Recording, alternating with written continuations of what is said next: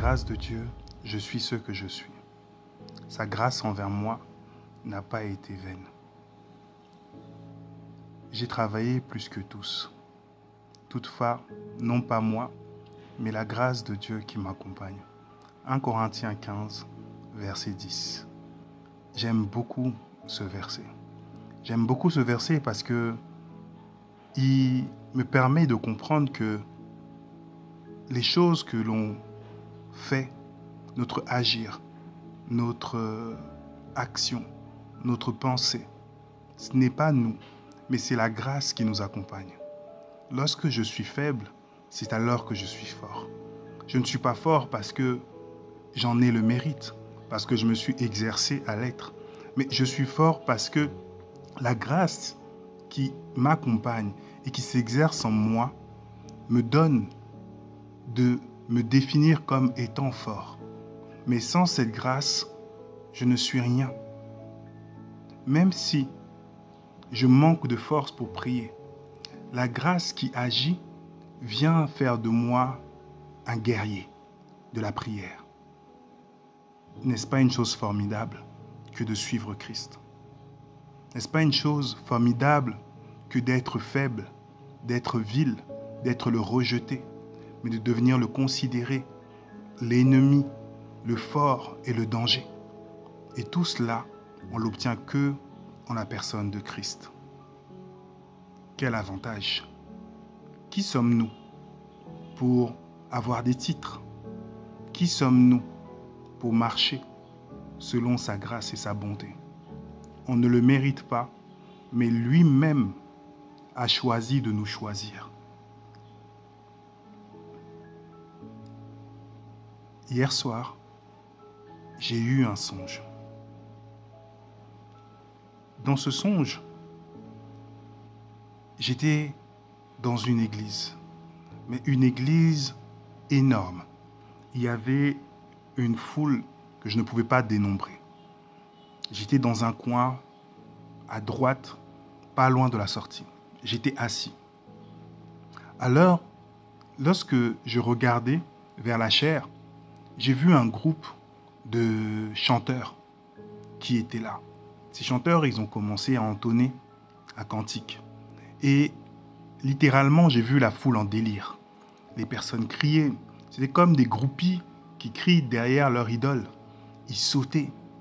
Et cette foule bougeait au rythme de cette musique qui était aussi entraînante et envoûtante. J'étais là, j'observais. Et après, j'ai vu des personnes que je connaissais, un serviteur de Dieu que je mets entre guillemets, puis d'autres personnes qui étaient non loin, donc je les reconnaissais. Et d'un coup, j'ai vu un homme rentrer. Cet homme avait un peu le profil du désolé, j'arrive pas à exprimer ce mot, du terroriste. Ça va être plus simple. Et ce terroriste, en fait, plaçait des bombes. Mais l'église, elle était prise dans ce divertissement. Et ceux qui étaient proches de la sortie, dont moi, ils nous ont dit, bon, partez, fuyez. Et ils étaient armés. Donc j'ai pu comme ça m'extirper de cette salle, sortir. Et une fois dehors, je me suis retrouvé avec des personnes que je connaissais, qui n'ont pas réellement, qui croient en Dieu, mais qui ne manifestent pas les fruits de leur croyance. Donc on ne voit pas en fait les œuvres du Seigneur dans leur vie. Mais j'en ai croisé. Mais je savais que la masse qui était restée allait vivre un sale quart d'heure. Pour donner un peu la compréhension, il y a un phénomène qui est actuel dans les églises. Le phénomène Hillsong. Ce phénomène Hillsong, c'est quoi? On va prendre un groupe hétérogène de jeunes avec des looks et des styles qui parlent un peu à chacun et on va les mettre en avant comme le fer de lance d'une église, et c'est eux qui vont contribuer et faire la promotion de l'église. Donc, ils vont attirer pas mal de jeunes. Venez comme vous êtes. On est libre en Christ. On a le droit d'aimer. Et ces jeunes, bien sûr, vont voir en eux, dans tous ces chantres, tous ces artistes, ils vont voir en eux des modèles. Et forcément, ils vont suivre aussi ces modèles-là. Et ce qui se passait, c'est que toute l'Église, je parle d'Église avec un grand E, suivait justement ces artistes-là, criait, les adulait, trouvait en eux qu'il y avait une ressemblance avec la foi qu'ils embrassaient. Sauf que tout le monde était trompé. Et par là, j'ai compris que notre adversaire a choisi d'utiliser une stratégie qui vise à mettre la distraction dans l'Église par l'Église. C'est-à-dire que vous allez vous rendre compte qu'aujourd'hui, il y a beaucoup de distractions. L'Église est devenue une série télévisée. Selon l'endroit, il y aura telle histoire, il y aura tel scandale, il y aura telle chose, telle mode, tel mouvement. Et en fait, on y trouve de tout. On y trouve de tout. J'appartenais autrefois à un groupe gospel et j'étais proche justement de beaucoup de chanteurs gospel, mais vous savez, cette réalité, c'est que beaucoup venaient le dimanche chanter dans les églises, se présenter, mais la veille, ils étaient dans des hôtels, ayant des relations homme avec homme, femme avec femme, ou entre eux. C'était un mélange total dans l'église. Et ces mêmes personnes disaient Alléluia et transmettaient aux autres et s'affichaient comme des modèles devant les autres aussi. Mais on ne connaissait pas leur intimité. Et quand le Seigneur il me montre ça dans le songe, il vient certifier que la distraction, elle n'est pas à l'extérieur, mais elle est bien au milieu de l'église. Et cette distraction qui s'élève de plus en plus, les racontards, les congossas, les « t'as vu, tel pasteur a fait ça, tel scandale là-bas ». En fait, ce n'est qu'une stratégie pour nous tenir éloignés des véritables choses. Donc, pendant que toute la foule criait, dansait, Hosanna, Alléluia, l'ennemi disposait tranquillement ses instruments de destruction. Il était armé, il était au milieu, mais il posait ça tranquillement. Le faible reste qui a repéré a pu s'échapper et sortir. Quand je suis sorti, j'ai pris mon téléphone et j'ai essayé de joindre certaines personnes qui étaient à l'intérieur, en disant, j'espère, eux, ils sont au milieu de la salle, qui vont m'entendre et qui vont sortir vite de là. La grande Babylone n'est pas seulement dans le monde, mais le monde est à l'Église. Et l'Église est devenue le monde. L'Église vient inspirer le monde. Donc, les codes ont changé. Pourtant, on ne voit pas ça. On se dit, oui, les artistes du 75%, ils sont sortis de l'Église. Musicalement parlant, ils sont chrétiens. Ils te diront toujours, ils affirmeront toujours leur identité et leur appartenance à la chrétienté, à Christ. Et vous allez vous rendre compte que le monde vient de l'Église. Et ce n'est plus le contraire. Donc l'Église vient influencer le monde, mais non pas de la bonne manière, mais il vient ramener ce qu'on appelle des faits sociétals. Il vient ramener des mouvements de société, des mouvements de mode.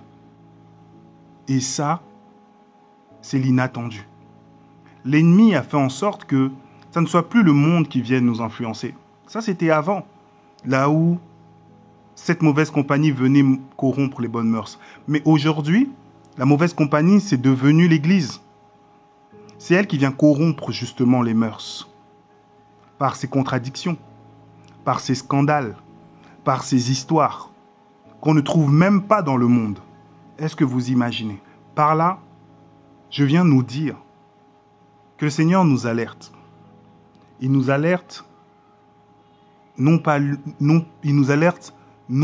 moi, non pas ma bouche ou ma personne, mais la grâce du Seigneur qui a pu aussi me montrer ces choses vient nous alerter en nous disant que là où nous sommes, l'Église telle qu'elle est, elle est complètement prise au piège. Les personnes pensent être sincères, pensent être dans la vérité, mais elles ne voient pas le diable s'exercer à les détruire. Elles ne considèrent pas ses plans. Or que lui, il a un plan de destruction. On cite les versets. On peut, oui, je ne serai jamais atteint, 10 000 à ma gauche, 1000 à ma droite. On peut les citer, mais on reste naïf. On veut changer les règles alors qu'il y a déjà des règles établies. On ne cherche pas à comprendre les règles établies, on cherche à ramener ces mêmes paradigmes à nous-mêmes. Et ça ne tient pas debout. Donc, je t'encourage à veiller, à sincèrement chercher le Seigneur. Non pas seulement chercher en disant « Seigneur, je te cherche », non, mais à demander le discernement. Parce que beaucoup aujourd'hui sortent du monde et ont échoué dans le monde. J'ai essayé de faire du rap, je n'ai pas réussi dans le monde, mais il reste l'Église comme ascenseur social. Donc justement, j'arrive à l'Église et je commence. Le Seigneur m'a parlé, il m'a dit que je devais faire de la musique. Je sens le don. Mais reste assis pendant 3-4 ans et tais-toi. Apprends, vis les choses du Seigneur. Tous les artistes que vous voyez, c'est pour ça que je vous dis ça. Ils sont connus, des méga stars. Mais ça fait combien de temps ils marchent avec le Seigneur? Et c'est devenu, en gros, un ascenseur social. Parce que je suis éloquent, je viens du monde, on ne m'a pas écouté, j'ai raté ma carrière politique, on ne m'a pas reconnu. À l'Église, on va me reconnaître dans un ministère, on va reconnaître mon talent, on va reconnaître. Parce que dans l'Église, en fait, les personnes pensent que c'est le lieu pour reconnaître, non pas nous, mais c'est la grâce de Dieu qui agit. Mais ceux qui ont échoué viennent en fait dans l'Église de la seconde chance, comme l'école de la seconde chance, pour justement se réattribuer une gloire qu'ils n'ont jamais touchée. Mais l'Église est devenue le lieu des rêves pour les carriéristes.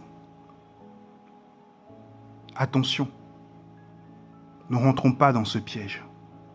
Ne rentrons pas dans les belles phrases, parce que depuis que on sait tout, on voit tout sur YouTube, tout le monde est devenu expert en géopolitique, expert dans les pays, expert dans les connaissances, sans avoir jamais mis le pied quelque part. On est séduit. L'ennemi nous fait croire qu'on connaît. Il nous emmène dans la gnose, nous faisons croire qu'on maîtrise les choses, mais on ne maîtrise rien. On n'a rien vécu. Beaucoup de politiciens en herbe sont persuadés, mais ayant écouté d'autres journalistes sans avoir mis le pied sur ce terrain, mais pensent comprendre ou connaître la chose. Mes amis, ne nous trompons pas de combat. Nous ne laissons pas leurrer par les plans machiavéliques de l'ennemi. Mais soyons vigilants, ayons du discernement. Un verset dira que quand il crie au scandale, vous ne criez pas au scandale. Quand il crie à la manipulation, vous ne criez pas manipulation. Ne suivez pas en fait le monde. Quand ils vont crier au complot, vous ne criez pas au complot. Mais regardez ce qui est vraiment derrière. Changeons nos regards. Regardons non pas avec nos yeux charnels, mais non pas avec nos sentiments, mais regardons avec les yeux du Seigneur. Et comprenons que les choses telles qu'elles sont posées, même concernant l'Église, ce n'est pas le plan du Seigneur, mais c'est que l'ennemi a établi sa vision au milieu des enfants de Dieu. Et on suit cette vision pensant que c'est le format qu'il faut. Pourquoi? Pour réussir. Demeurez bénis.